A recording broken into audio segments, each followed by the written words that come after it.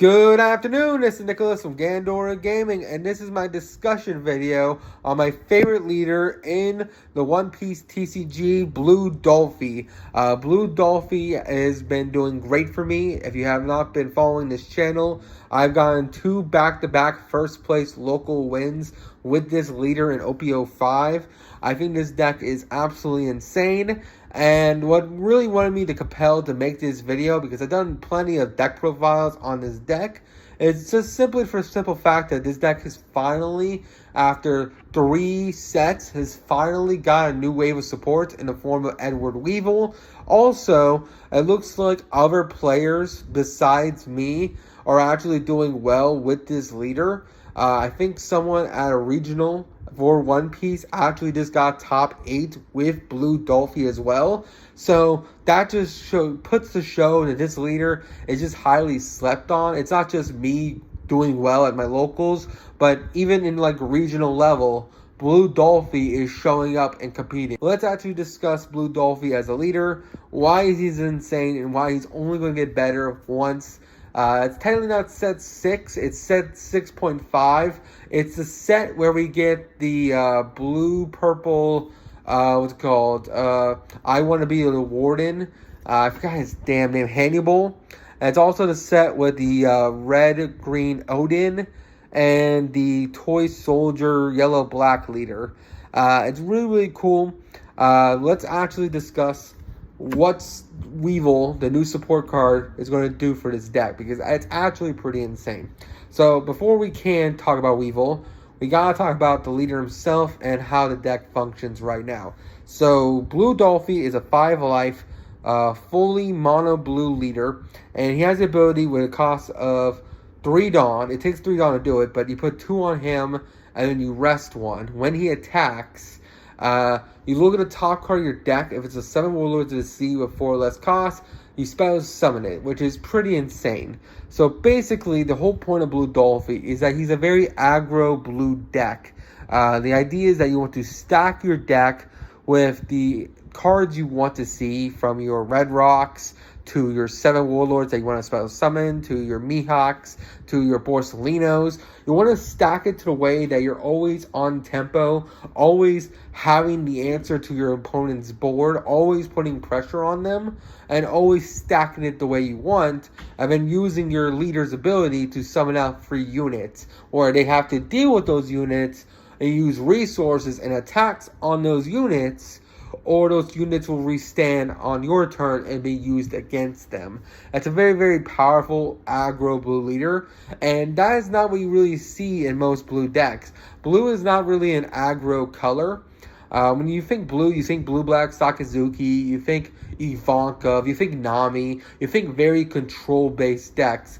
Blue Dolphy is a control-based deck. His whole gimmick is manipulating the top 5 cards of his deck and then drawing and summoning those cards while using controlled toolboxy monsters and spells to eliminate cards on the field. But because of the nature of Dolphy putting 2 Dawn on him when he attacks, it makes him aggressive. It basically says, hey, for swinging 7,000 at your opponent, all you have to do is rest a Dawn, and you get a free body for free, and it's basically a draw one. It's literally a free blocker. It's pretty insane, because the deck actually filters really well. Blue-black Sakazuki draws discards a card, or it draws a card, which is cool and all, but Blue Dolphy kind of does the same thing, but instead of drawing that card, you're summoning it. So it's a body that your opponent has to deal with, which is actually pretty insane. Not to mention, because you're a 5-life leader, they have to crawl through 6 life, basically. That's a lot. Like with Blue-Black Sakazuki, all you have to do is crawl through 5 life. You have to hit him 4 times, and then the 5th time, and you have no life, which is a lot.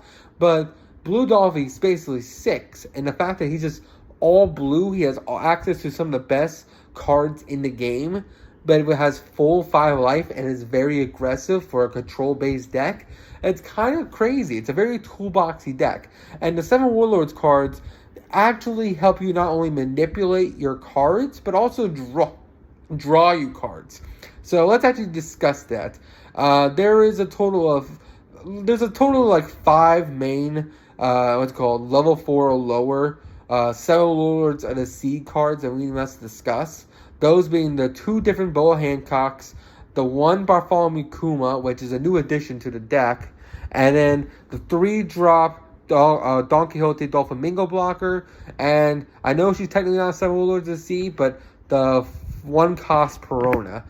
These cards are essential to your deck. They're very, very powerful cards, and they actually help you shape up how your duel is going to go. If you don't open Perona or a Don Quixote Dolflamingo, you're gambling, and that's not a good thing. You want to be able to control you want to know what's on your top 5, so you know what you're getting into. You don't want anything to be lucky. You don't want fate to decide how you win or lose.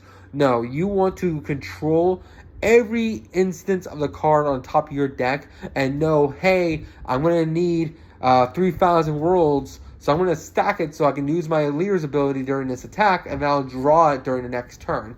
That's what I'm talking about. You just want to always put up a lot of pressure, put up a lot of free units, and always stack the deck so you have an answer to your opponent's summon.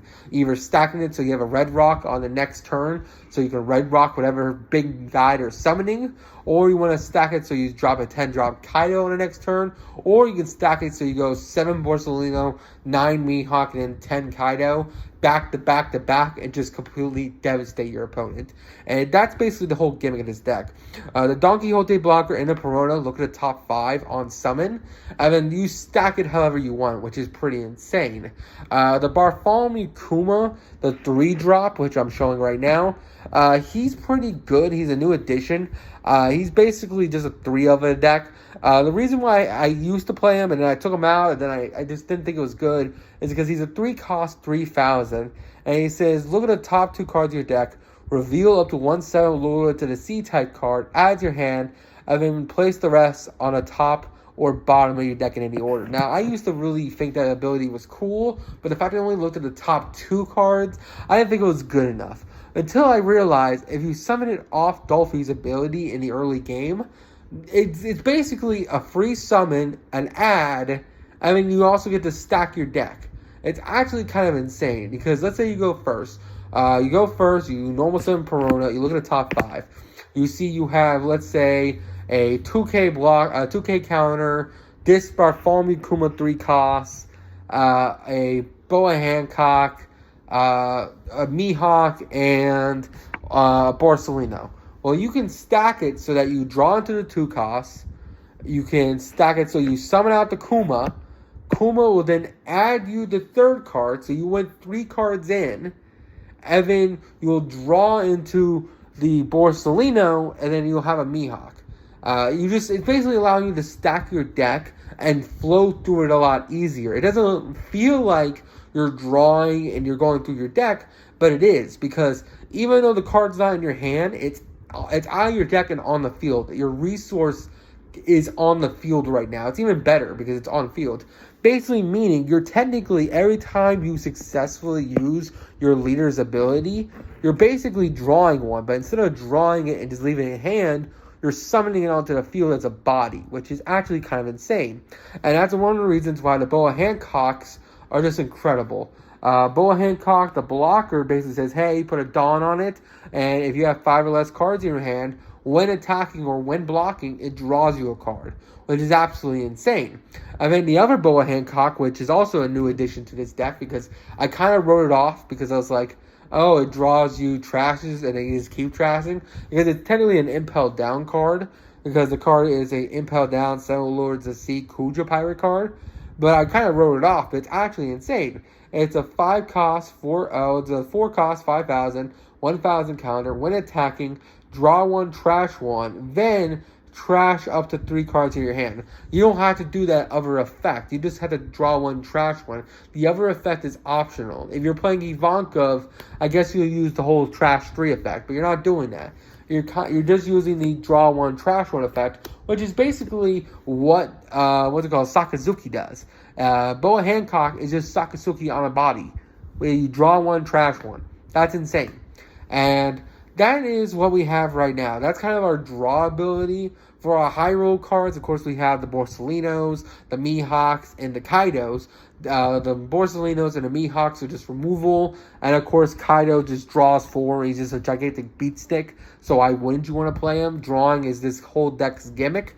The Kuma draws you cards. The Boas draw you cards.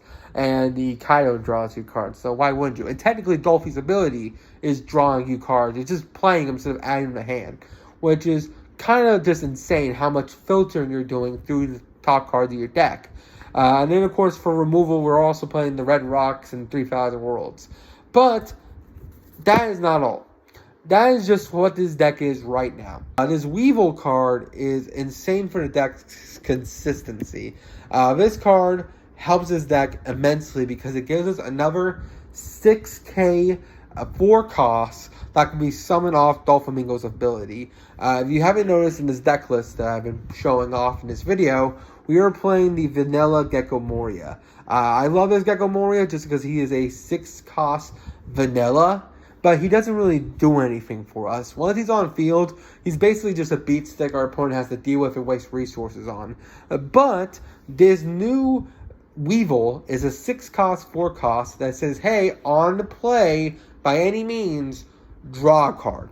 That is absolutely insane. The fact that this card says draw you a card is absolutely incredible. And what also is great about it is that because it's a 4-cost, 6,000 attack monster, 7 will is a C that's not Gecko Moria, we can bring it back with our Gecko Moria 4-cost. One of the biggest issues with playing this 6-cost vanilla is that we could summon it off Dolphy, but if it ever dies or we trash from hand to block ourselves to counter out, we can't add it back with the Moria. So what happens is that we blind summon a guy off our top of our decks, summon out Moria, and then Moria can't add back Moria, so we don't get a free add back, which kind of sucks. But now, if we take out the Gecko Morias, the Vanillas, and we put in these Edward Weevils that draw us a card, we're going through our deck insanely much. We're playing 4, 8, 12, 13, 14, 15, 16, 17, 18. We're playing 18 cards in our deck that draw